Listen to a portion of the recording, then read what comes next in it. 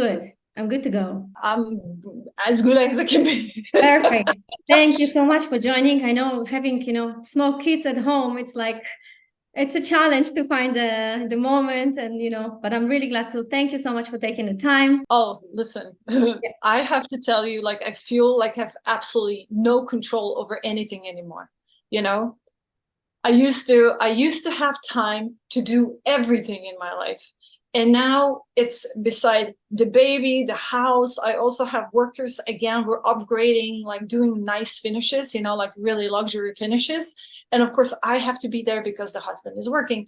So on top of it, preparation of food. I have no clue what to feed the baby. You know what I mean? It's all new to me. I know, And he just wants to eat fruit, The only thing he eats beside the fruit is maybe a little bit of pasta. Okay, dates he loves, of course, that's fruit again. Then like I tried grains, he hates them, he literally spit that out. Of course, no animal products because we don't have any, except if our dogs get occasionally something. So it's quite crazy. My appreciation of women is like it went from here to up there, like to the universe, you know what I mean? How do they do this, women? Seriously, I mean, I think it's also because I'm older. I mean, you have to imagine, like, I lived without a baby for 48 years, right? And then all of a sudden you have to take care of somebody and it's 24/7 and it's no ending of of taking care of somebody, with the work. Even if I was working in Manhattan for 16 hours like a day, also weekends, I could say, okay, now I'm taking a break. I could escape. This is no escaping. No. It's like an accident. And I really think people, like, nobody prepares us. Nobody tells us how it's going to be. We have no idea. When I was the opposite of you. That was exactly such a funny story because I was 26. I was 25 when I got pregnant, and I got pregnant when I was a student. So for me, it was like, I wanted to be a mom. This was all planned. That's exactly what I wanted. I finished the university with a belly. I got 2 months later, I'm a mom. And then my older son is like such a crazy, active, really super into everything. The opposite of my older son. But he is like, breastfeeding all day long through everything he's doing. So it was very intense and like so much work, So it's like an accident. And I'm personally really big advocate for really showing the vulnerable side of things and really saying, like, this is hard. Like, it's beautiful. Of course, we love our children, but this is not easy at all. Right. I can't imagine like a 16-year-old girl who is forced to have a child to do this. I can't imagine also the financial resources. Children are expensive, especially if you want to do it right, especially if you want to like give them the best you can. I mean, I'm not saying, of course, like you have the sun, you have the forest and everything, but there's certain things that you do need to have prepared for a child to come into your life. And then we're both really hard workers with my husband, but it's still, I don't have my mom. My dad is able to walk the dogs. So literally before I came here right now, I had to walk the baby and the dogs, like everybody together. And you go and there's other dogs on the streets that are loose. And Gloria has like, trauma from the past. So but we're doing it. Somehow we manage to survive and keep on top of it. It's almost like you're constantly swimming in like this crazy sea, and now it's afloat. I think really with small kids, you kind of do it organically day by day, and you think like, just so they can walk, just so they can, walk by themselves and they can climb and that they don't fall. But, once, like, I have a 7 years old almost, my son is 7, almost 7. And like, he is so much work than my younger son, So like, it doesn't get any easier. It doesn't get easier. It gets different. It gets different. Exactly. It evolves into something else. And then you have something else. To me, it's like, I really get along with teenagers. So, I'm like thinking, why, we couldn't adopt children. I was all the time thinking, I want to adopt 3-4-year-old and just skip the whole baby time, and the same as, like, sorry to say, but like, because I was rescuing dogs, I never wanted to have puppies. I always think about like, okay, you know, the older dogs need me more. Yes, they're more harder, they have more scars and so on. But at the same time, you know, like this is what I feel I can handle and what I'm used to, a little bit more mellow energy. This is ball of fire, okay? And what you were saying, this fruit, you know, of course, I detoxed probably 2.5 years, 3 years really intensely before getting pregnant, of course, to heal all my problems that I had from hormones to you know, like the spider veins, connective tissue issue. I mean, everything. Lost my hair. Like I feel that like my whole body rejuvenated, everything all over again. And then Barcelona, the sun helped too. Something that I always say to my clients, and you probably too, sun is so important for healing. It's just so hard to explain to people, but like simple free things are actually what you need the most. Forest therapy, right? Everyday walk in nature. It's like oxygen that is basically replenishing your cells. And yeah, like, you know, I feel, well, you know, my pregnancy, I didn't get sick. I had no nausea, nothing until 8 months, but he was constantly rotating. And I think this is fruit babies, you know, of course I ate, you can see it on my Instagram. I ate pretty much like most of the time fruit and some vegetables, right? But like, I feel he was very active inside of me. It was constant, some emotions, motion, not emotion, but motion and emotion in me. Yeah. And then I had a stressful situation in 8 months. And on top of it, I started to feel I can't walk anymore all of a sudden. Before I could go with dogs like 2-3 hours, no problem, by myself. And then all of a sudden I couldn't walk. And you know what happened? He got tangled so much into my umbilical cord that he got stuck inside my body. Wow. So I didn't dilate, I didn't open, just got super duper intense contractions that they would lead to nothing. They would lead to both of us dying because I was squeezing him and he was stuck and couldn't get out. Plus he started starving inside of me. Starving, you know, he couldn't get the nutrition as well.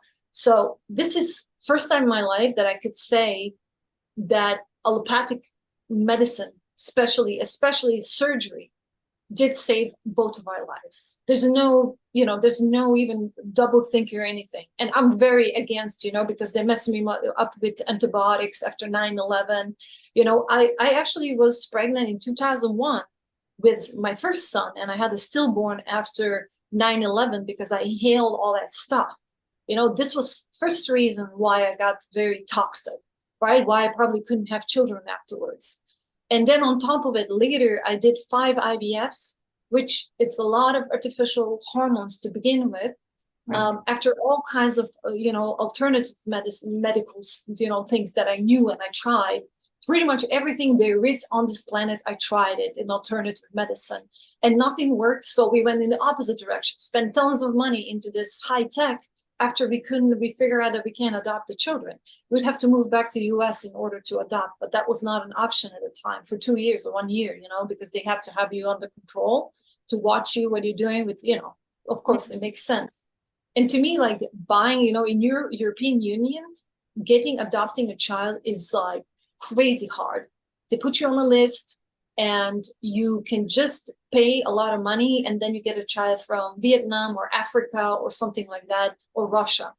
And to me, it was just, you know, buying a living being.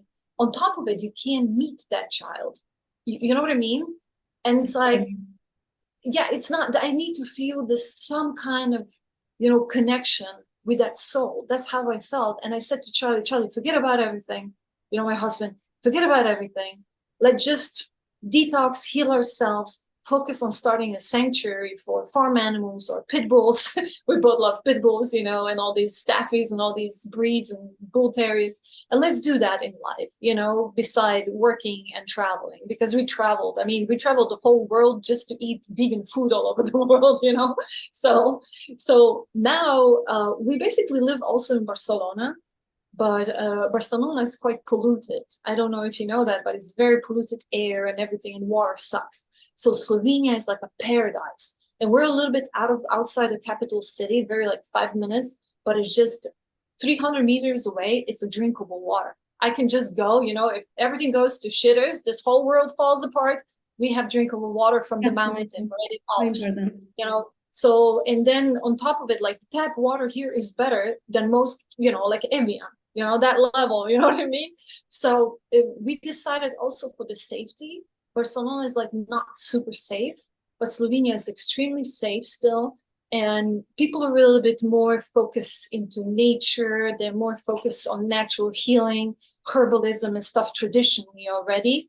And on top of it, because it used to be part of Yugoslavia, people don't like authority, like they doubt in their government. They will say no to things. They will fight back, and you know what I'm talking about, these 2 years of this thing, people here, this was war here, constant protests, constant on the streets was violent here because people just, they gave them like, 2 vaccines, and then the 3rd booster nobody wanted to take because they had these side effects and they're like feeling awkward and weird, and they saw that it was all for nothing, that it's, doesn't prevent anything that they were promising.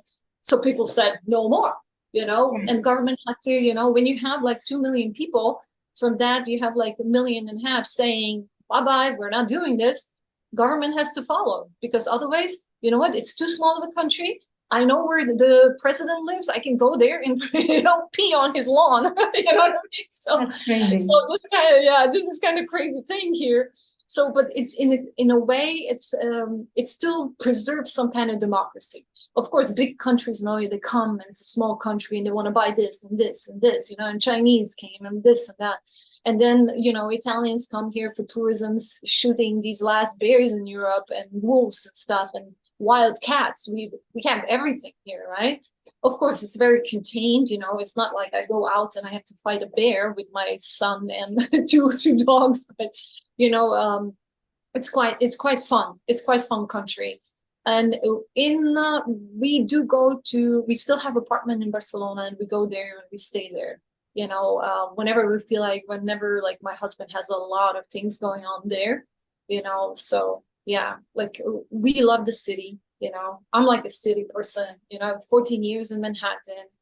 I loved it. I felt so free, and probably that period was such a free time, for everybody, right? It's Charlie went like 2 weeks ago or 3 weeks ago when was these fires coming from Canada, and he said Manhattan it's not the same. It's completely different energy. And then he went to Stockholm and he said, over there, it's all the same. Because you know why? Because of pandemic, right? Pandemic really changed New York City. I mean, all of my friends left. They all moved to, Texas or Florida to escape this whole control. And on the other hand, Swedish people didn't have almost anything. They're just like, everything was like before, they were not panicking, and they're still all alive. They have doing well and all that, Yeah, I think the COVID time really changed for everybody, everything. Yeah. This was just such a shake for everybody. Suddenly you realize, am I doing the right thing in my life? Is this the direction? I see so many friends of mine as well, just, twisted completely, going from to a completely different place, completely different job, changing everything, because suddenly you realize the priorities and what you actually should be focusing in life, right? Correct. Rather, just whatever, we're going to have every time, whatever we want, which is not true. Yeah, so, you're a wise young woman. What can I tell you? Beautiful and smart and everything, I really would like to hear from you, though. Ask me any questions. What your potential clients or people who are online asking is like, let's talk about it. Like questions. It's really interesting for me because first of all, you look like you are, I can tell you max 38. Yeah, I'm hiding it good, and this is no makeup, like I told you, because I didn't have time. Sorry, guys. I look a little bit pale and washed out. Perfect. And so I think that's the thing that people wanna, hear, especially when you are like, let's say 40 plus, and you kind of like get this situation going on when you start having the first gray hair and you different like weight, it's changing. So you kind of have to accept the change. And I know, for example, from when I was breastfeeding my children for 5.5 years, and suddenly my breasts changes, and I'm like, I did such a good job. From here to here. Yeah, so for me it was from here to got you went down. Okay, mine got much bigger, and they're lower. but I can tell that I can previously restore them. You know, you do this exercise. My mom was always showing me, you know, you do it like that. But it's interesting. I think it's hormonal, you know, what your mom maybe had, because my mom had, like, after she had me, she had really big breasts and she was thin everywhere else. So it's, I think, hormonal. And I see me having the same going on.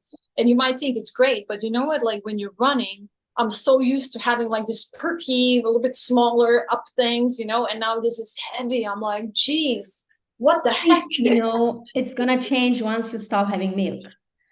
So yeah, you know, so I had like, yeah, you know, they say like they eat you. They literally eat you. So exactly where they should believe it, you know, you're doing such a good job. You're breastfeeding your son, rather getting the boost from the nature and like just keep it bigger the way it should be. So what I'm saying is that there are these things that happening. For example, man loses hair or you have gray hair suddenly. And so you need to kind of learn how to accept it, you know, and I think so many women, you know, they turn 40 and the weight loss is different, especially before menopause. And like, what do I actually do? Because in my programs, I don't only focus on the diet, I actually focus on the mind so much because I love this topic. And I know working with people, they don't actually need only meal plans and the detox system and process. They actually need your support and really telling you, you can do it. And so like, how was it for you and how is it for you when you see like, you know, body's changing, a young son? Yeah, I mean, I've been doing this detox thing and natural healing, you know, since we basically literally healed my mother from the 3rd stage colon and ovarian cancer. That was my start. And I knew about Gerson therapy. And then I got, you know, I don't know how much you know about me, but I have like, I'm an architectural engineer first. And then I started working in hardcore pharma advertising because I finished master's in computers and arts. So I did that, you know, art direction, creative direction. That's why I know what happens behind the door in pharma industry, you know, like I know firsthand how they're full of poop. Okay, let's say it nicely. So, and then afterwards, like, you know, the nutrition was something. I mean, when I was 12, I was in macrobiotics. I was interested in reading books about macrobiotics. I was reading books about yoga and all this stuff that really helped me because I'm really tall. It really helped me with my, you know, posture and everything. And macrobiotics really helped me because, you know, I was like growing up as a vegetarian child. And my mom, because of pediatricians torturing her, you know, oh, she has to, if she's not eating meat, she needs to eat a lot of dairy. And that's basically even worse, right? So I was so acidic. I had sinus infections, ear infections until I was 16, took the trip, actually exchange student after the war in ex-Yugoslavia. I don't know if you know about this because you're younger, but you know, after the war, I basically became exchange student in Oxford. And there I met a guy from Tom York from Radiohead band. They're not famous yet. In a pub, like, and actually they got me in illegally, by the way, but because I looked much older than I was at that time. So, and first time I heard about this, that you can eat everything from plants, that you don't need dairy at all. And first time I got this book, A Diet for a New America, that it's shocked me what they do to cows, you know, that, you know, she has to be pregnant and have a baby, and then actually her breast milk is taken away from her. This was to me like my whole world shattered, because I always had in my mind that cows are just lactating, right? You don't put it two and two together. I don't know how to, this is, you know, and I grew up like my grandparents had cows, but it's just somehow I didn't pay attention or something. I don't know. Right. Maybe on purpose, maybe they hid that away from me so I wouldn't know that, because they knew that then I would not eat that probably. But because I really loved animals, all kinds of animals. I had like a pet chicken even when I was a baby. So when I learned that, it was the end for me. You know, I was just, I don't want to be part of this. This is evil, you know, like to me that immediately, you know, this motherly instincts that I didn't have at 16-year-old, but now, you know, it's the worst. Now it's even worse. That feeling of how we're harming other beings for no reason. And to me, I feel that as long as we're harming, you know, other animals, other earthlings, we will not evolve into a species that we can be. You know, I also think that suffering, torture, abuse, locking up, rape, basically, technically, right, cannot heal you, cannot give our bodies what we need to thrive. I never just understand how people can even think that way, that if they eat something stolen like honey or something so evil that breast milk from the crying mothers, like dairy is, that they can heal anything. It doesn't matter if it's raw or whatever. It's just the energy in this, it's so low, it's so negative that how can you do this? So then I turned overnight vegan. Okay. And then later, these things was always following me. I was always exploring the diet, checking all kinds of diets on me. I mean, I was always pretty much lean, after I went to the plant-based, but then came to New York, became Reiki master, started being really interested in spiritual stuff, from reincarnations to regressions. I tried it all. I went and tried everything you can, bioenergies, crystal healing, white witchcraft, protector witchcraft. I mean, you name it, I tried it. I've been there. I learned about it, And one thing that when people tell me, one thing that when you academically very educated, one thing that I learned, maybe it's not good education, but at the same time, it gives you that you are not scared to go down the rabbit hole, to research something really well and ignore this. I believe in science, but I don't believe in corporate science. Exactly. And sadly, these days, about 90%, if not 95% of all science is corporate science. What does that mean? Everything is paid by these companies, and these scientists will deliver whatever they want because of the profit, right? To kind of convince people, otherwise we would live all on the vegan planet already. I mean, if you think about it, pharma industry is meat and dairy industry. People don't understand about 80% of all drugs made by most pharmaceuticals go to the farm animals.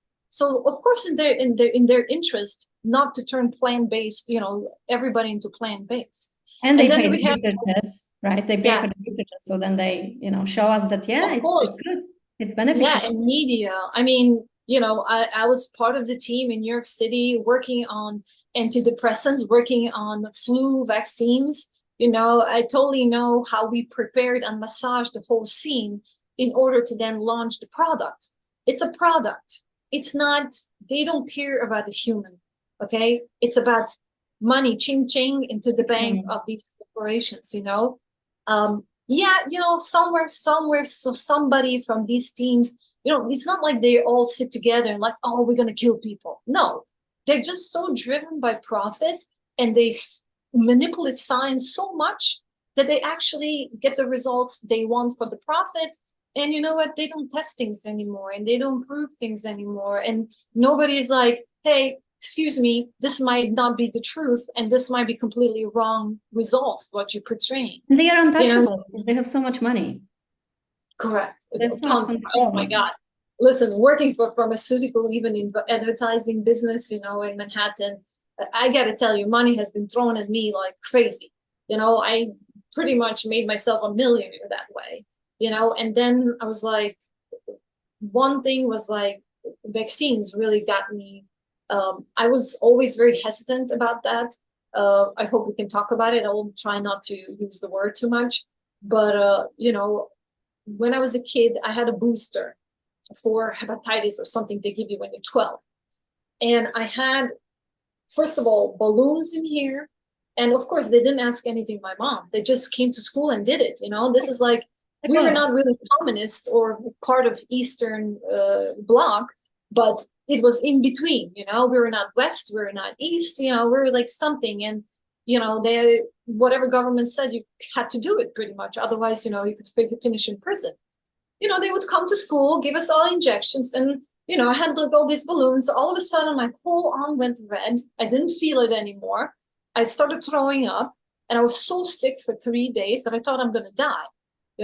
And my mom was like, what happened? And when I told her, like, she was like, what the heck, she was so pissed. She went and fought, with the teachers and stuff, And since then, we were always like very cautious about that.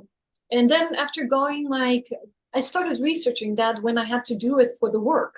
You know, if you want to present certain product, you need to know everything about it. And the thing is, I found a library of books about it, these, right? And more I read, you know, probably I read like 50 to 100 books about the topic. No kidding. And online was not so much because this was in the old days, right? There was no really proper internet then even. So I went really down this rabbit hole and I was like, Jesus Christ, this is so evil. This is like disgusting, okay? What they're doing to people with these chemicals, the history has been manipulated. Everything has been manipulated around it, you know? And listen, if it's science and you can convince me with a very logical explanations into it, I'm totally with you. I'm totally with you, you know? Like I believe somehow global changing, you know, I think it's very connected with methane, all this stuff, you know? So I'm not completely anti these things, you know, that for instance, right wing would be in America against, right?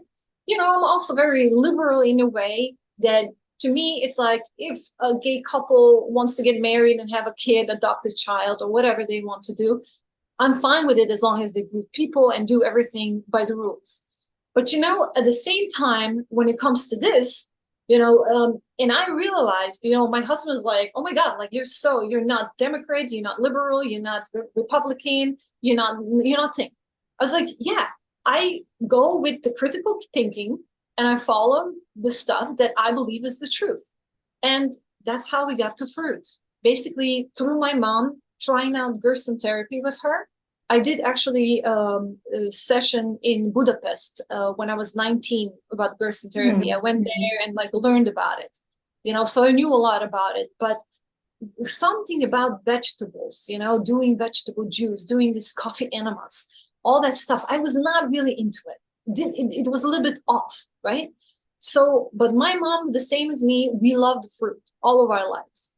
You know, I grew up on bananas when I was a baby, you know, so it was crazy. So I just somehow, it was a season of citruses in Croatia and we could get fresh citruses for her. So she was literally drinking oranges, fresh pressed organic oranges from Croatia directly, you know, like I had a person with the truck bring me this, like, you know, so it was like 4 hours and he was with us, right? And she was drinking this in 8 months. We fixed her problem. All right, not kidding you. She was cancer-free. She also had a very good doctor who was very open-minded, who went to high school with me. So, and he said to me after 3 months checkup, he said to me, oh, you know what? You're doing something right. So just keep on doing, you know? So that's how we had an open, you know, that she didn't have the radiation. She didn't have like chemo for that reason, because that allopathic doctor trusted me. But you know, sadly, he was my personal friend almost, right? Right. So after that, people would come to me, you know, and I would always have similar processes that we use. But on top of it, you know, my mom had a lot of trauma. She's been through really, really horrible things. She was poisoned with the water in, you know, old Yugoslavia, in Croatia, and so on. So this thing, you know, I also started addressing this emotional stuff that I was saying, that we're talking about, the mindset, right? I mean, some people can heal themselves only with a mindset. We know that, you know, Joe Dispenza proved that a million times. But at the same time, we are attached to these physical and chemical rules of this planet, you know? So if you have also diet, right, which is frugivore primarily diet, because this is how digestive system, everything works, how we're made, you know, and we have sun, and we have daily movement, which is to me walks 1 hour at least, or swimming. You have to heal, you know, your body will self-heal. This is how we're made. The only problem with this natural healing is that if somebody gets the chemo and radiation, things get way more complicated and take longer, and the detox symptoms and healing process are more intense. And on top of it, it takes a long time. It can take like a year, 2, you know, to really clean up your body. So this is the downtime, you know, the downside of the, as you know, natural healing, that over chemicals, we sometimes don't have, you know, the power. I mean, I lost my mom after she had pneumonia on a lockdown time, and it was not COVID. And they gave her 5 different antibiotics, totally destroyed her immunity. I think it was because of the masks, you know, that's, you know, inhaling her own thing. She was a very social person. She could not sit at home. She always escaped and went to public, you know, and did her thing. And then also, I believe later I digged out after autopsy showed that she died of 3 strokes and heart failure, not the cancer that I thought. We found out that they probably gave them some chemicals, as you know, because somebody was tested in the pneumonia department and tested positive for, you know, popular thing at that time. I don't want to like censor this video in any way. So, but it was horrible, you know, and I brought it to Barcelona. I tried everything, juice fasting, this, that. Literally, I was shaking her, Mom, fight, please, you can do this. You know, she was very strong. We did this before, we can do this now. And she was really positive. But then after a month, like maybe 50 days of getting better, all of a sudden, one day she just vomited all this bile and everything. And then it went like that. Just, I couldn't stop it, couldn't do it anymore. And I was like, with my husband, he was also helping me because he did himself, you know, all kinds of detox and stuff. We went through, you know, all that together pretty much in last 3-5 years. And listen, he was just like, oh my God, what is this? This doesn't make sense. I was thinking I'm healing her from some kind of extreme, what is pneumonia? Or I thought, okay, maybe cancer came back, you know? So I was thinking I'm healing her from that. Well, I was doing something completely else, you know, and I had no clue. Later from autopsy, that of course they wouldn't allow me, had to pay tons of money for that, you know. We figure out what could be and what probably was, you know, but nobody would admit it, you know, nobody would admit it. I can't blame anybody. You know, I will tell you things from my sister is a doctor. My mom is a nurse. My other sister was studying to be a nurse. And I know it from the, you know, firsthand. Basically, what happens when someone says, like, refusing to have the injection for the children, they need to fill up huge papers.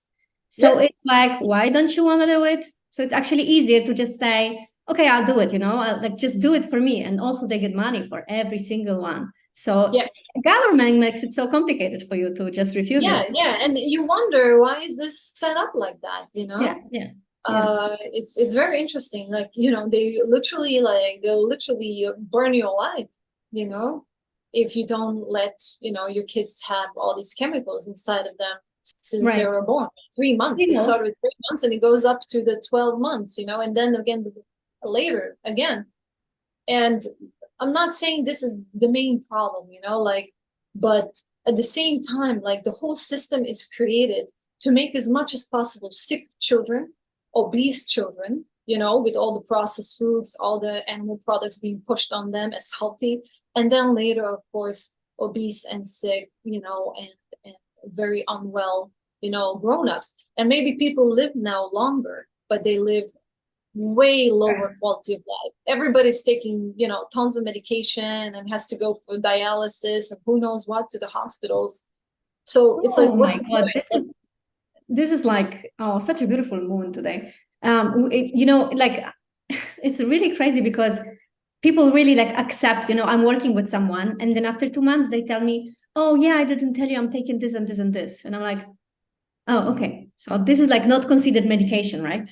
You know, or I'm taking, I had a headache and I'm taking this and this. And I'm like, oh my God, like, this is not how it's supposed to be. So I see from my, you know, from the people I work with is like I would say young girls before 20, they're already having so many problems. And this is a red light to me, you know, and not just like, you know, little problems. It's actually cholesterol is too high, you know, all the hormonal imbalances.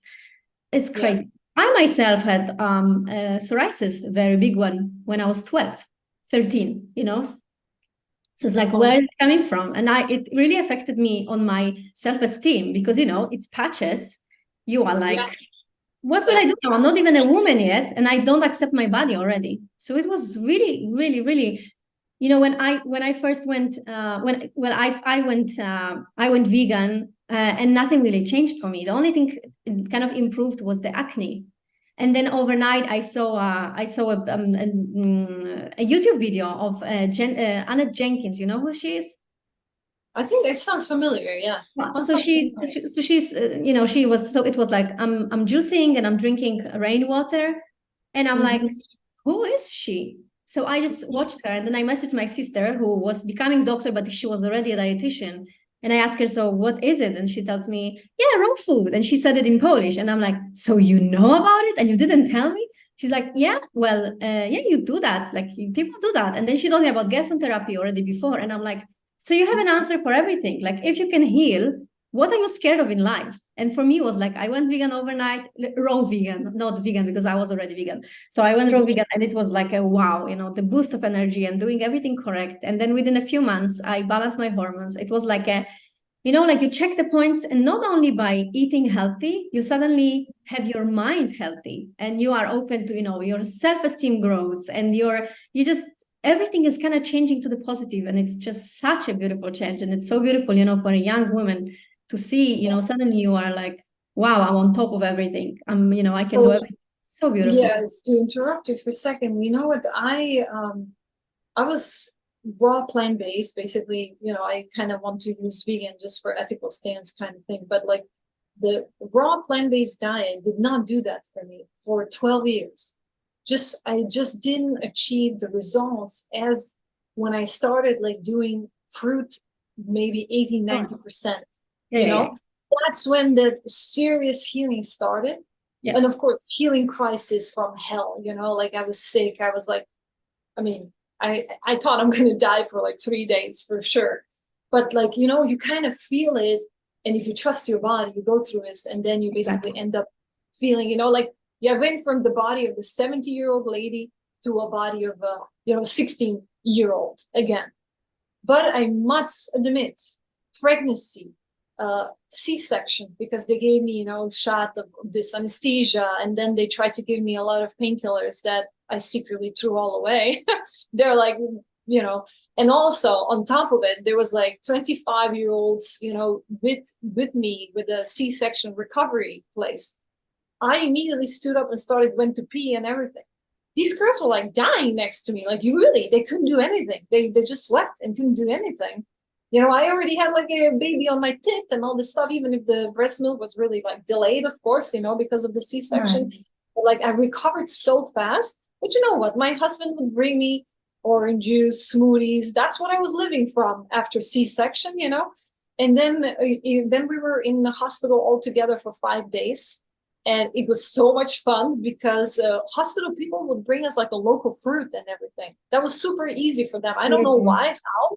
And this was actually a hospital where I was born as well, where, my mom was looking through the same window probably as me a couple of times. So I had a little, sadness, but it was incredible. I had such a good experience, with that. But my dream was, I was training for 6 months intensely with plant-based doula and vegan, basically midwife, to have a water home birth.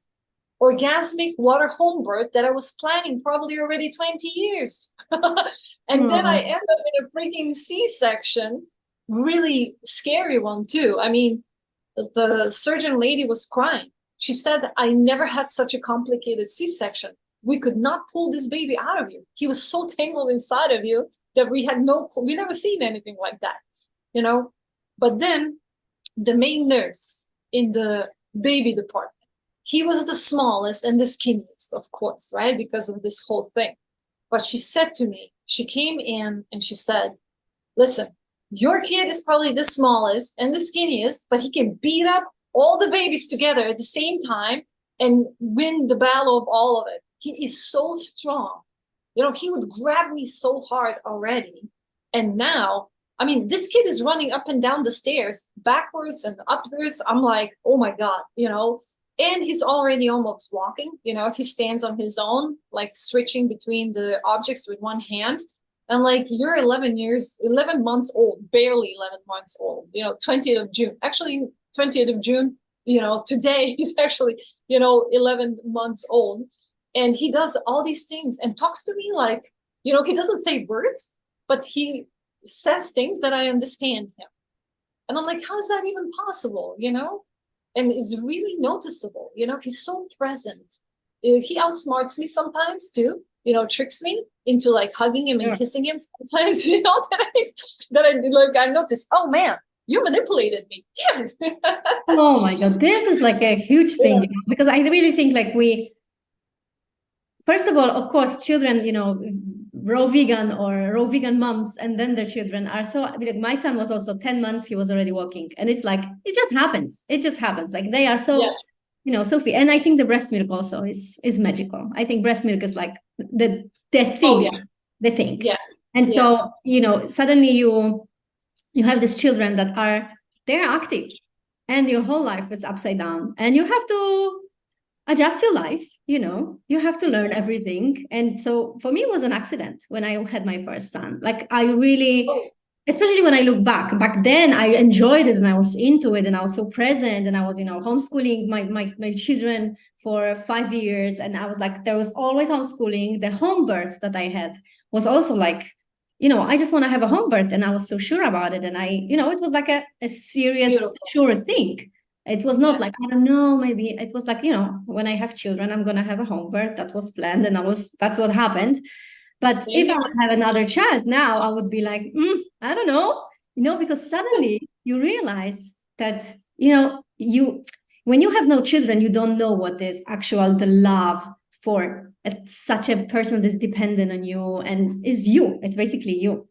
And then when you have a child in your hands, you realize like, wow, I'm responsible for you. I have to do everything for you to be safe.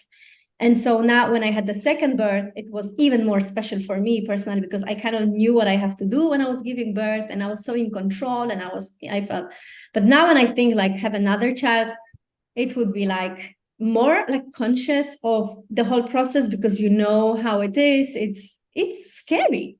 It's scary. I'm not talking about the home birth experience, but the whole birthing experience, that it's a human being coming out of you. And when I was giving birth to my first son, I was like, I am the actor, But then when I saw him, I'm like, you are the fighter. You are the main, the main person here. And I'm just serving you. Like you are my, I have to take care of you. I need to breathe. I need to help you be born. So I really think the motherhood is like it's like I just read yesterday, when a child is being born, they don't come to you. They are not coming to for them to teach you. They're coming to teach you. Right. So it's not about you teaching them. Absolutely. He's the best teacher in my life ever. Right. And one thing that does disturb me is that I don't know, motherhood in my eyes was always super romantic, something like I must do this, I have to get this, because I felt like women that don't have kids are trash. They're like, the society mistreats them, Oh no, women, they're just focusing on career and they don't have children. They're like nothing. They're worth nothing, And then you see that when you have a kid, you literally have to give up. If you want to do the right job, you have to give up everything else in your life. They become only focused, and God forbid that you're like in financial situation that you can't do that, then you're not doing anything correctly, or you can't really focus on work and on the child really properly. I mean, this is something that, like I feel that how women actually forget about themselves, and they become just like servants to these other new souls, that this is so little spoke about. And it's so little spoke about how hard it is, and so much about like, oh, how wonderful it is to have children. It's like, you must have kids, and it's so normal to have kids, and, everybody should do it, and all this stuff. And I'm like, now, when I look back, how much I suffered suffering infertility for 20 years, many times I wanted to kill myself because I felt I don't have purpose in life, because especially when I got really ill from hormones and antibiotics, I was so sick, But, and then you have, you know, who cares if I make money, tons of money? Who cares if I save million lives of other people? I can have something that I want the most, which is the child, you know? And this was always in my mind, obsession. It became obsession in my head. And now when I think back, I wish I could go to that Bianca then and say, my dear, it's not like that. You know, motherhood is hard. It's not just like you talk to your baby and it's all, you dress it really cute and, you know, you pamper it and give a lot of kisses. No, it's freaking work. You know, you got to change the diaper, you got to breastfeed, you got to do this, you got to take care of the house, you got to take care of other people, not just baby.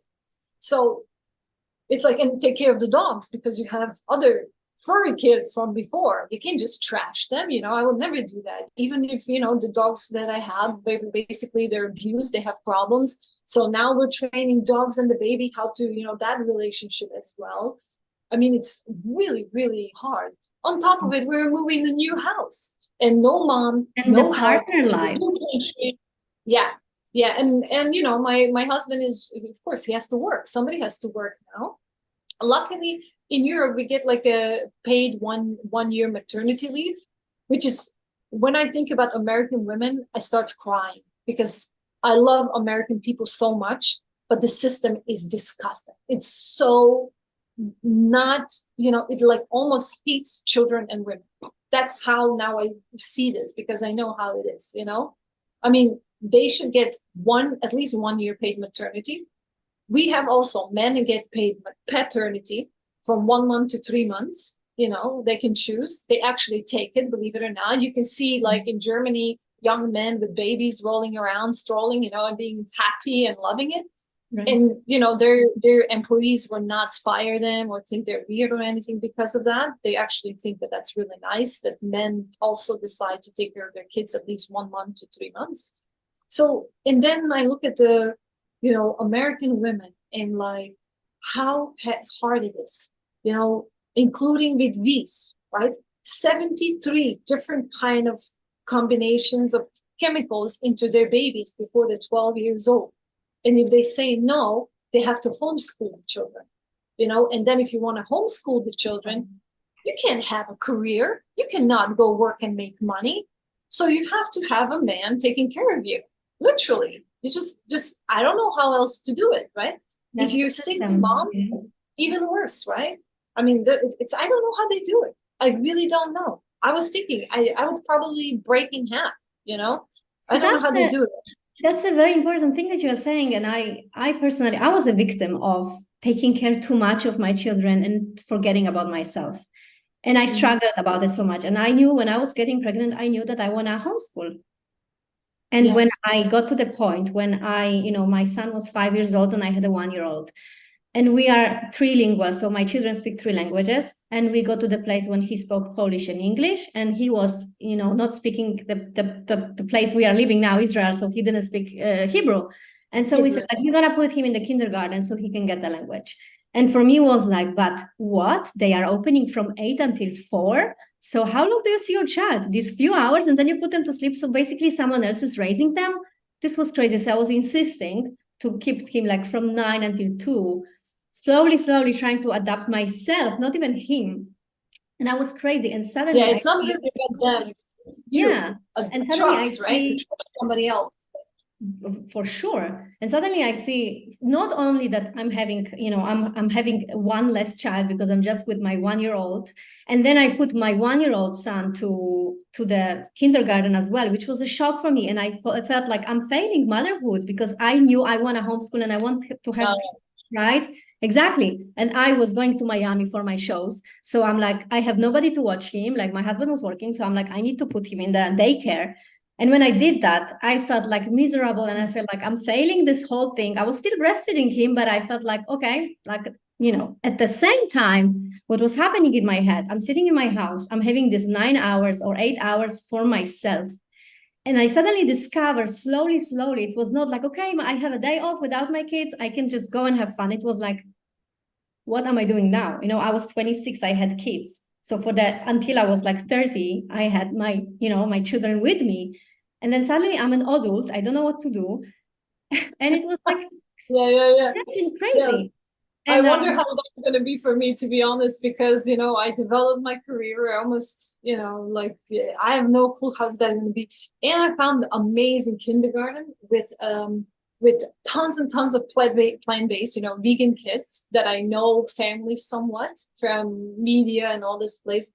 And also, it's a private thing, and it's like a woman that runs it is incredible. It's like, you know, our best friend. She could be our best friend.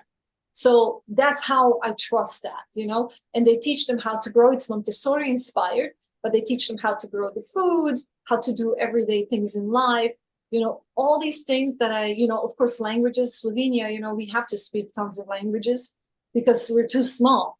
You know, like I'm like, now I know 6 languages, and I never wanted to learn 6 languages, but because I moved so much around, you know, I had to. And of course, with him, I speak to him Slovene. Husband speaks to him English, and 2 of us speak English, so it's kind of more English. But the good news is that in Slovenia, all the, you know, preschool, all the kindergartens, everything, it's very English oriented from the start. So it's kind of normal. And then you have either German, Italian, French. A lot of people also take, you know, some other language that is like predominant Spanish, you know, because there's a lot of people speaking Spanish, Chinese, Japanese, you know. People learn here like crazy languages, you wouldn't believe it. But because it's just 2 million people, so we have to, you know, like in Poland, you know, there's much more people. So it's like you actually, it's a useful language. Our language is not almost useful, right? Well, I think it's useless as well. But anyway, it's like I understand, like this is you want your son to have everything. You want your children to have everything. But I think this is the thing that I learned. And also by working with people, I see we are so neglected through this process. Oh, yeah. And it's so hard even to go on a journey and say, like, I want to take care of myself. I want to do the detox. I want to lose weight. We don't have the time. And I also think like this is so important to prioritize ourselves. And, you know, once someone told me, you know, Betty, it's first it's you, and then the partner, and then the baby. And back then I was thinking, are you crazy? Like, of course the baby is the most important. It's the baby for a few years. And then you have yourself, and then you have your partner. The thing is for me that I lost myself. Not in a way like, you know, I was a bad mom, and it was just like inside of myself, I felt like I was really suffocating. And the moment now when my children are in the kindergarten and we have this beautiful community here and everything else together, it just feels so much better. I want to answer a few questions which are, in my opinion, the most interesting. So first is how to raise vegan kids and to the social life.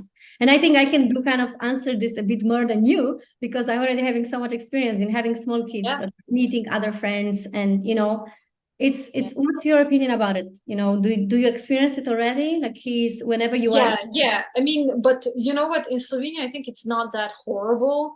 There has been some media, you know, craziness and lies. But in general, I know a lot of, we have like a vegan society, like a community, and people that are really in high places, you know, very educated, very, people know they're not some crazies and extremists. We're just normal people who happen to be, you know, vegans. 3 tips when it comes to, you know, having social gatherings with vegan kids. So I can say, be prepared and always have something with you that can be, you know, and something that you can just bring. So I think this is, you know what, I think this is also with the people that, for instance, who are detoxing or healing. You know, you have similar, you know, you got to bring your stuff with you. And then also, like, you have to understand this is your life, this is your body, not somebody else's life and body. Because a lot of people, even if they don't have nutrition, anything certificates, they haven't done anything in life like we did, you know, they will give tips. And some of them it's out of love, but they just don't know, you know, they're just ignorant, not in a bad way. Right. Yeah, definitely be prepared and bring the fruit and vegetables and whatever you want with you. But I think the powerful thing is the education. And when I'm thinking about the kids, like I'm trying to tell them, you know, I'm trying to tell them at home what I think, you know, I try to buy some books for them, which are vegan. And then whatever they do in public and whatever they do in the supermarket, I just kind of say, this is your choice, right? You choose what you like. but I make sure to educate them, and I'm trying to be a good example, right? And Correct. show them good stuff at home, and yeah. I think it comes down to also the basics, like about violence, right? This planet Earth could be so beautiful. It could be paradise. But sadly, we have so much violence. And it starts with, I feel, violence towards other Earthlings, as well as violence between people. You live in Israel, what's going on there.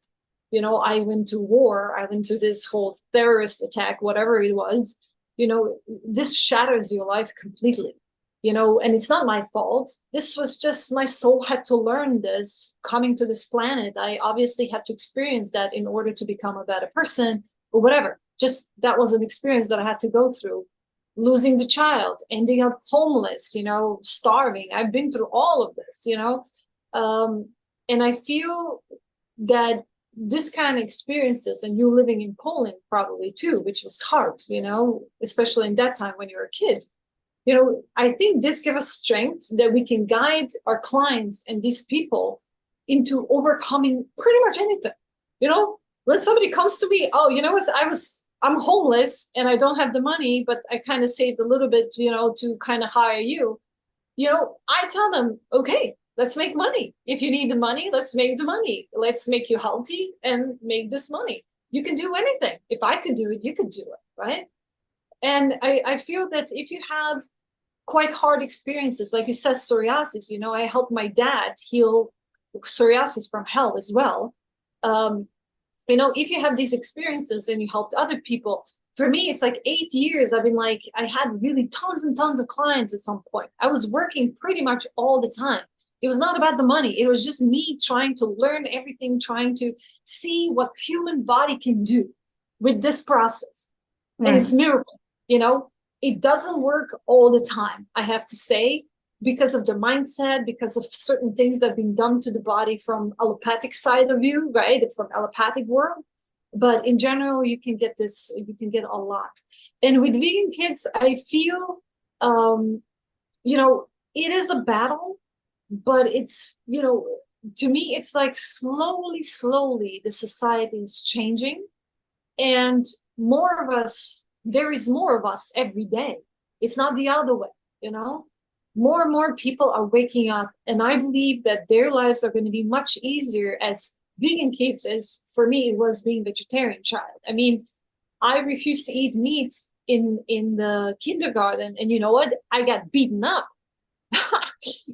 That's how it was at that time. My mom had to come in and she said, listen, what is this to you? She doesn't want to eat the chicken. She doesn't want to eat the meat. Just leave her alone. Let her eat the freaking potatoes. It's even cheaper for you, right? So it's been a battle all the time. So to me, I've been through with this kind of stuff. I've been battling this, discrimination, you can say, when I was already a child. So now going through this again in a certain way, I feel it's not as hard as was for me and my mom battling, the whole world pretty much at that point. Right. It was 70s, 80s. It was freaking hell. It was just like capitalism exploding at that time, right? Now we live in a time where we see extreme capitalism might not be really the way to go, that we have to balance out certain things, and this greed will take us all down, right? At that time, greed was modern. In 80s, greed was modern. Things from China coming in, this is where all that started. I lived that as a child, and all this plastic. And then, you play with a toy and you get like burned fingers because this plastic has all kinds of toxins, and this was like our normal life, we learned on ourselves. And now, that's why we with kids now are much more aware. And I also made this story post because I felt like, this, I never spoke about it. Maybe I should talk about it, even if it's completely different than what I normally talk about health. I do plan to start making these posts, touch every kind of symptom, fibromyalgia, I don't know, hormonal imbalances, this, and make a nice post about it. But for one post that I do, it takes 8 to 10 hours, sometimes even longer, to make it how I want it to do, because I want to do the research, give information, solid information to people, not just what I know, but also confirm everything with outside sources. And still they're going to attack you. If you tell them don't eat eggs, you're gonna get killed out there in the social media, you know. It's crazy how people are addicted to bad foods. It's almost like, you know, telling somebody to change their religion, it's easier than telling them what to eat, you know. And we don't really tell them what to eat. We just say what we eat, right? I don't come to people and tell them what I eat, but they see me eating something different and like, oh, are you not eating meat? I'm like, no. Oh, you're not eating dairy too? I'm like, no. And eggs, no. What And do you honey, eat? no. Yeah, and what do you know, like, and where do you get your protein? All this stuff. I'm like, and you know what? I've been doing this almost 33 years now. I've been listening to these questions and the same thing. I gotta tell you, I'm so tired. I'm always want to hide underneath the table and disappear because it's so boring. Because you have to, again, these debates, you know, you come into these debates again and again and again, and they don't make sense to me, but yet I have to debate them and explain and bring the science in and everything. And you can explain to somebody, you know, how our lifestyle, we can explain to them why we made this decision in 5 minutes. You need like a day at least, kind of give them just a little bit of basis. So, oh my God, like, trust me, it gets worse, actually, not better in many ways, but you know, you get tougher, you have like a thicker skin. So when somebody tells you something insulting, you know, it's easier to go through. And the same with kids. But I have to tell you, with kids, you become more of a target too, right? Because it's this governments and everything, pediatrician have to report to the governments and all this gets involved. And you have to play the spiel, right? You have to play this role and you have to be this and that. Not easy. But you know what? If you're wise and smart, it's still, you can still, you know, you have, money helps. I'm going to say this, money helps. Okay. I'm going to be honest. For sure. You know, it sucks. It sucks because money helps in this case, you know, because you can go to a very amazing private school when people, the leaders of that school or kindergarten or, I don't know, preschool are very smart, open-minded, no problem. I don't have to deal with, nobody will tell me anything against what I want, you know, or against what we do, because this person is educated enough to get it that I'm actually right, you know. So it's like kind of, yeah, let's go to the second question so we're not totally off the topic. Yeah, well, I wrote about pigmentation, something very specific. Pigmentation, how to remove it and how to get with, you know, with... I don't know, I don't have the makeup now, and you can see this is my last one, leftover of melasma. I had it here everywhere, right? I had it here everywhere, here on my neck. Not to talk to you about a lot of other parts of my body. I had very extreme case, especially after artificial hormones. And of course, with age, it gets worse. Fruit did it for me, you know, fixing endocrine system, fixing your digestive system to, you know, absorption, elimination, all to work correctly. You know, taking care of these basic things, getting a lot of sun, because I thought I was hiding from the sun because of it, but it's actually the opposite. You have to be in the sun. Of course, not burn yourself, but like heal yourself with the sun, fruit, and walks, and all this fresh oxygen, all this stuff. And a couple of herbs. I was using a couple of herbs from Dr. Morse, I must admit, and that helped as well. You know, more focused on endocrine system, reproductive system, of course, because that was my, you know, weak points. But I believe I got it really done. Now, after the pregnancy, you know, and also having a baby and breastfeeding so long and a lot, and having a wild child, like a super powerful kid, I have to tell you, I have problems with my wrist.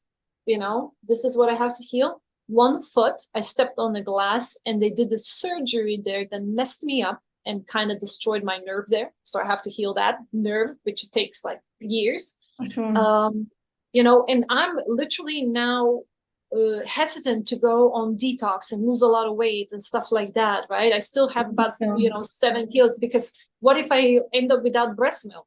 You know, that would be disaster in my world, because I really want to give him this. If he wants to breastfeed until 3 years old or longer, I feel this is my duty, right? And I want to put him and his health and his well-being before my health and well-being. And this is kind of like what we're talked about before, that is just clash of interest in a way. Yeah, I really think that you have to kind of accept and wait at least a year for, you know, to Right. really take care of yourself, because it, you know, it takes 9 months to grow a child, and then I think you should be waiting at least as much. When I was, you know, the first son I gave birth to was like within really 5 days, 10 days, I was already off my weight and everything was good. But the second child took me a bit longer. On the scale, I was already with the right weight before the pregnancy, but I felt I had more fat. So I looked bigger, but the weight didn't show it. So it really takes time. And so the first year, whenever I was a bit more active and trying to exercise a little bit, I didn't see any results. Only after, slowly, you know, you just recover.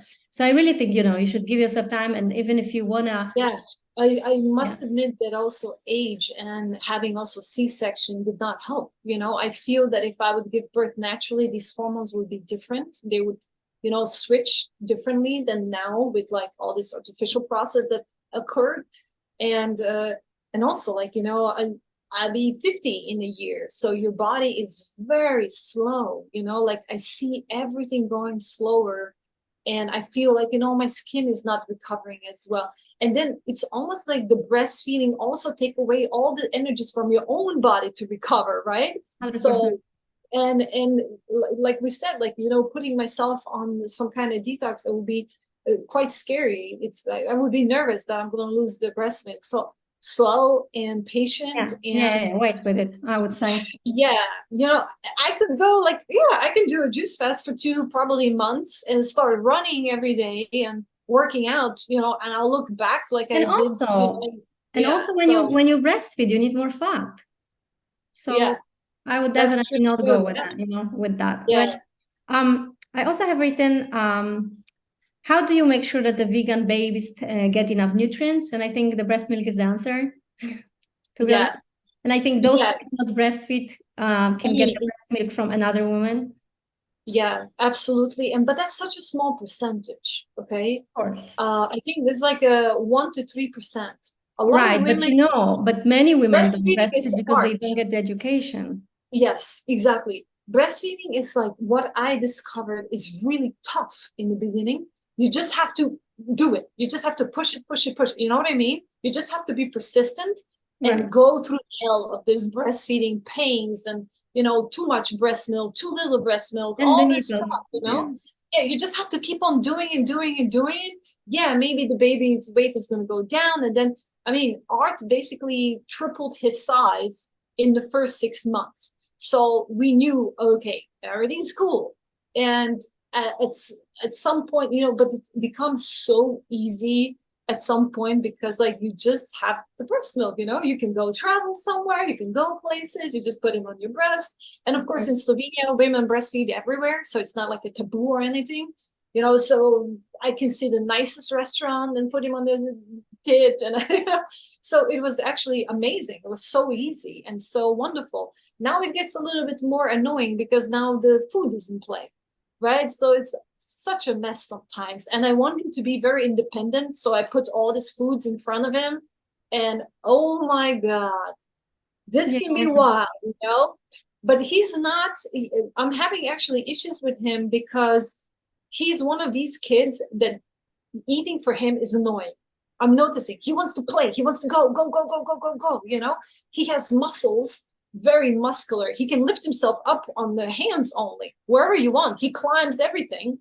But at the same time, he's lean, you know? Like he's tall, taller maybe than average, you know, this whatever these average numbers are.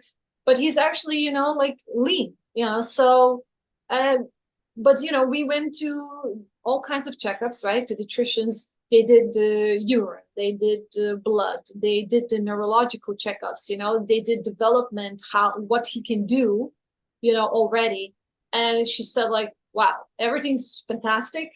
And he is actually developed as 14-month-old at 10 months old. You know, so she said, I'm very surprised, you know, that he is so lean, but so strong and he does all these things. So there's nothing wrong with him. You just have to fatten him up. And then she tells me to fatten him up, put butter to everything. Like, oh, yeah, no. I heard the same thing. So now when we are talking about this, it's another, you know, the topic about protein. How much protein do we really need? Oh yeah. Protein Yeah. myth, right? Protein Yeah. myth. You probably saw my post about that. I did 2 or 3 posts, well, 4 posts, no, 5 posts about protein. And protein, okay, with the men maybe a little bit more, but I always go back to because I did nutrition with Campbell, the vegan nutrition at the, what is it, University of, oh my God, I did so much stuff. Yeah, I did basically vegan nutrition, like PhD level, okay? So what we learned about the protein, they did the test, and you can read this in China study. They did the test with mice and rats. Some rats, okay, we're not the same as mouse and rats, but we can say, they do all the tests on mice and rats. So why not this too, right? Right. So mice and rats that ate, I think 5 or 6% of protein lived extremely long, healthy life. And the rats and mice, they ate 30% of protein in their diet. They died super fast. They had liver cancer, kidney cancer, all kinds of cancers, and they died very early. So, okay, maybe that's another species, but we test on these species. It's disgusting to me, being ethical vegan, of course. But you know what? If we're doing these kind of tests, then probably something is about here. And in general, I see people that overeat on protein, they do have health issues. I had a lot of clients that come from carnivore diet. This is very fresh, of course. It's like 1 year, 2 years. They have problems with digestion. They're all constipated. They all have liver, kidney issues. Then we try to fix that. And then I had the keto dieters. And these people are the worst. I mean, you can actually, when I spoke about keto diet, so many people wrote underneath 3-4 years of keto diet destroys your body, okay? So then you have to fix the kidney and liver like completely, right? So this is something that, one thing is like reality, and the other thing is like, again, profit-driven propaganda. That's how we call it. Right. Literally profit-driven propaganda, because we know this protein, especially animal protein, it's a very complex thing for us to digest, to process. And we can go also plant-based, and then if you look at the mother's milk, babies are supposed to grow the most, right, when they are born. But where's this protein in the mother's milk? You have 1%, 2%. Exactly. So why do we need all of a sudden, when we're already grown up and we're growing nothing, so much protein in our diet? So we can go on and on, but it's a crazy topic. I don't know how they did it. I think it's really propaganda by meat and dairy and pharma, at the end, right? Because they always profit in us being sick. 100%. Go and look how many people have messed up kidneys. Well, I can tell you from my experience, I actually can tell you the majority of the worst clients I ever had was the vegetarians. Yeah, there you go. Yeah. Yeah, it's those who really excessively eat the milk, the milk, because they don't eat the meat, so they're compensated with the milk. Yeah, vegetarians are basically a problem because they think they're living healthy because they don't eat dairy, or they don't eat meat.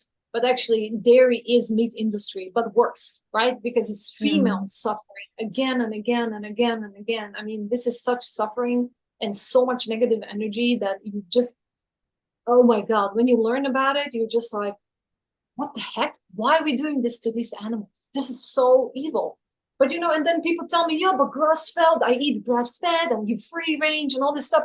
Oh, really? You live on 28th floor of freaking Manhattan or Mexico City or freaking Tokyo, and you have chickens and cow in your house? Full of crap, sorry. Everybody's all of a sudden eating free range, local and all this stuff. But we know 99% of all meat and dairy comes from freaking industrial farming, and they can go, stop lying already. You know what I mean? Right, but even if it's organic meat, it's still meat. It still has so much crap inside. Yeah, it's still somebody died, Yeah, and the energy is zero, right? Like what people don't understand, that fruit is the highest electric energy, is the most conscious food that we can eat. I mean, that even the Bible, if you look at it, people ate blood and flesh and rotting things, in paradise. No, imagine, let's say God. What does God eat? For sure not like what, slice up people? You know what I mean? He grilled his people or like cows. No, you know, like this is what people have to ask themselves. And why cause unnecessary suffering and torture and stealing and all this stuff from these poor beings? Right. And then they say, oh, well, but if, you know, then if we're not going to kill farm animals. No, this is, I mean, you know, the process will be slow, right? It's going to be step-by-step process. And then less animals you want to breed, you know, less animals are going into sale and less people are eating meat and dairy, less animals we will breed. And then, you know, dairy industry, I'm surprised, and meat industry, they're not already collapsed before. And I say for meat, it's like, you know, cocaine of the food, right? Because you need about 1 month without any animal, you know, meat in order for your adrenal glands to get off of it, right? It's like these hormones that animals release before they die. These are stimulants. It's like cocaine for your adrenal glands. So you're actually high. So that's why people feel horrible when they get off the meat that first couple of months. And once you get off of it, then it's a different, you know, it starts to smell disgusting. You know, you start to see, you know, for me, I don't see a steak on the plate. I see an animal, you know, I don't see that. Like my connection is so fast that I'm just like disgusted, you know, and it's very tough to live sometimes and go around. I mean, that's why we're avoiding, you know, other restaurants and everything. We just can. Good that, like, you know, now a lot of restaurants are also vegan friendly, you know, they consider that because it's more of us, you know, they can't ignore this small minority but growing fast. That's the optimistic, you know, note for the end, that we are growing, and it's so beautiful to see. And you know, and there's so many people like us that, you know, spread this message, and people are getting and feeling better. And that's the power, you know, that's what we do. But you know, the carnivore diet, the thing is, it's a very fast effect because it's tons of stimulants. Why you get all these hormones, you go all these stimulants, you know, all these fear hormones, adrenaline, all the stuff you get into you, and all of a sudden you feel amazing. You know, you're like, you know, I talk to a lot of carnivores. Like I told you, I have like a couple of clients who basically messed up their body completely that way. And, you know, and also the theory in the beginning, you know, oh, you have canines. Really go and look at the cat, what kind of canines and what we have, the canines. I mean, and also, you know, like to me, it's like, think about it. The freaking fruit digests in your body from 10 minutes to 40 minutes. Meat, dairy, and all this stuff stands around like hours, days, you know, processed. So where's the logic that you have to eat this? While if you look at the cats, there are true, you know, carnivores. You know, they process the meat in 10 minutes. They take everything they eat out of it and they poop it out. You know, and then of course, if you go to these carnivore diet groups, you will see every second person has like constipation when they go on this diet. This is, you know, like no vitamin C. We're vitamin C based creatures. No fiber. I mean, what are they thinking? What are they thinking? You know, and they get so tangled into it because people get stimulants and they get better really fast. You know, what we do, it's basically, you know, it's real cleaning. And then the detox symptoms, even when you go from SAD diet or whatever traditional, you know, diet you are that very heavy on meat and dairy, you go on the plant-based, you're going to experience detox. You're going to experience all these, like, you know, like you get all the coffee until your body gets clean to a certain level. And then another element of this, people starve. They don't understand. When you go from SAD diet to the plant-based diet, pile gets bigger. You got to eat more. When you go on a raw diet, you know, the pile gets even bigger, right? You got to eat even more to actually not be super skinny. For me, if I go on 100% fruit, I am like this, but I'm so strong. You know, I'm like my son, but strong. You know what I mean? You're lean, but super strong because your muscles are super, like, you know, very good connective tissue. And this is something that I can't wait, you know, to do this again and become my strongest self. And okay, I'll have to wait until I'm 51 or 52, but dude, I'm doing it because it feels amazing. You know, it takes a couple of years as well to get where you want to be, but it's a true healing for life. And now I understand this. It's a true repair of your body, of your brain. You know, fruit is the only food that helps us repair our neurological system. No other food can do this, you know. So we run on electricity. There's no electricity in, corpse, right? It's dead. There's no electricity in the dead body that starts, parasites come and start eating away. And this starts immediately. Animal dies, like human dies. You have parasites coming in, microbes and the other parasites. And who can guarantee you when you go out and they cook for you meat and dairy and stuff that there's no crap in there? I'm like, ugh, sorry. We can go on and on and on about that. Is there any other questions? Actually, I wrote all just the questions I asked you. That was pretty much what was repeating. And they were like the most, specific. So I think we are, we covered it. Good. This carnivore diet, it became very trendy like a year or 2 years ago. And I was like, oh, please, no, don't do this. Don't do this. Don't go into, this is like your consciousness going from here or like here, right? Because in the sad diet and process, that also, what happens? They get off the processed foods. So of course they feel better because they don't eat all that crap, right?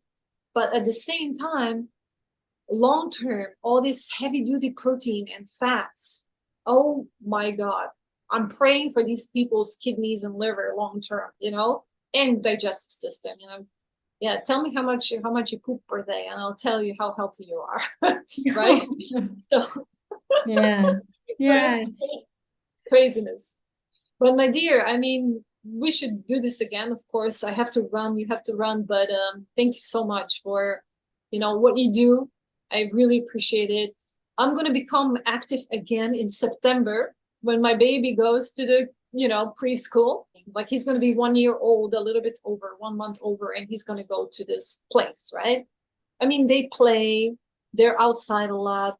They go to forest walks. They go and pick up garbage around, the area where they are. It's really cool, because they teach them like how to respect nature. They teach them how to enjoy nature.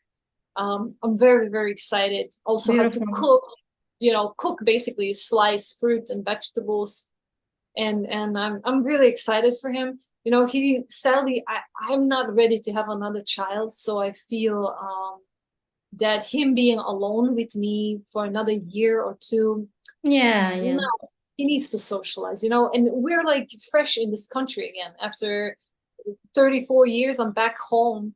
All my friends, they have college. I can't hang out with these same people, with the baby. You know how that is. It's very different, so that's why I think being him going to this place, it's going to be fantastic for him. Yeah, I'm very excited for him. It's a tough planet they come to, and they will really have to be the game changers, like big they time. Are already, like, subconsciously they are already in this process. So that's a beautiful thing. Yeah, true. Warriors for healthier planet, more compassionate planet. So this is something that like it's heavy on my heart, because I feel I failed him because I didn't create vegan planet for him to come to. But because I dreamt about that, one day this violence will be gone, and something is saying to me that once we remove violence towards other earthlings, also people in between them, also that violence will disappear, so, another 50 years, hopefully. I think the problem will be, getting enough food and resources for everybody. And with farming and farm animals, we don't have resources for humans. We could be feeding 24 billion people on this planet, and we can't handle 8 now. 1 billion is starving because these grains are being exported to farm animals in developed countries. But it's tough. You know how it is, But we're not going to give up, No, we won't. No, we won't. All right, darling. Mwah. Have a good night. Thank you so much, Bianca. I appreciate love to you and your family. Enjoy. Yes, of course. Appreciate you. Take care. Thank you so much. Bye. Thank Bye. you. Bye-bye. Ciao. Bye-bye.